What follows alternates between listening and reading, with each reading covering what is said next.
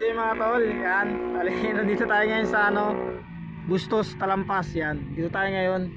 Bali di pala tayo bumiyahin yun mga tol. Yung pinost ko kanina umaga. Yung abot dun sa sa Tigil Pasada mga tol. Yan, dito tayo ngayon sa Bustos. Bali, ang ginagawa natin dito is lang, chill lang muna mga tol. Tapos siguro bukas na tayo baba ng tulit. Kaisa nyo ako mga tol sa mga Tigil Pasada na yan. Talagang pumunta lang ako doon mga tol para tignan yung mga Pandi Boys kasi hindi mga babiyahe.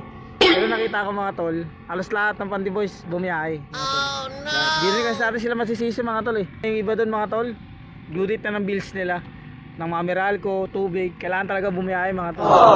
Kaya di talaga natin masisisi yung iba na kailangan talagang bumiyahe. Kasi may mga pangangailangan mga tol eh. Kahit naman ako may mga pangangailangan din ako mga tol.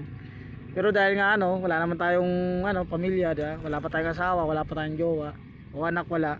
Kaya okay lang kahit di ako makabiyahe ngayon. Paano masabi? Kasi may mga pamilya na yun mga tol. Kaya kailangan talaga nila bumiyahe. Kaya pakita ko sa inyo mga tol yan. Dito tayo ngayon sa Talampas, Bustos, Bulacan. Mga tol di ba? Ayun yung ilog ng Talampas mga tol. Yan. Dito yung lagi may nagbobomba-bomba. Yan dito. Dito sa gilid, palayan mga tol yan. Di ba? Palayan yan. Dito masarap tumambay mga tol. Pagka gusto nyo lang ng good vibes yan. Gusto nyo makaalis ng mga stress. Ganda dito mga tol Maraming dumadaan dito mga tol. Tapos tumatambay sila doon Nakita nyo yung dulo na yun. Yan. Maraming tao dyan mga tol. Marami nang nakatambay dyan. Ayun, may nakatambay nga doon kotse Tapos na may dulo nyan, maraming pagkain dyan mga tol. Mga food park yan. Andun yung food park tol Andun yung mga may mga meal tea doon mga tol. Alo-alo mga tol. May mga french fries, burger. Bahala na kayo kung anong gusto nyo doon bilhin.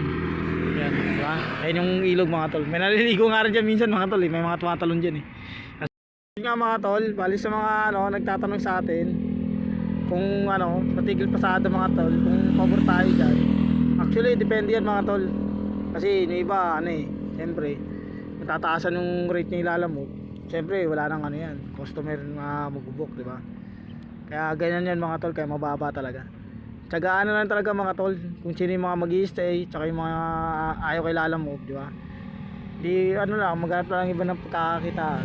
Ganun lang yan mga tol Kasi si lalamog mga tol, di na talaga magbabagi rate niyan. Malabo yan mga tol. Kung ano talaga yung rate yun na talaga yan. Kaya kung hindi kayo kontento sa kanyang rate, pwede naman umalis kayo mga tol di ba? Tapos gawin nyo part time na lang. Ako kahit ako mga tol lumidiskarte rin ako na ibang pagkakakitaan. Ngayon kasi yung mga pa tayo, problema, nasikaso.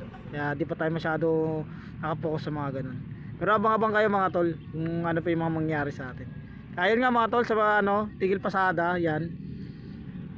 Sa mga hindi bumiyahe, yan, depende sino yan mga tol. Sa mga bumiyahe, siyempre may mga kailangan sila sa buhay, di ba? May mga sila, may mga bills. Kaya kailangan talaga bumiyahe mga tol. Kailangan sa buhay mga tol. Kaya ganyan. Kaya yun nga mga tol, hanggang dito na lang. Peace out.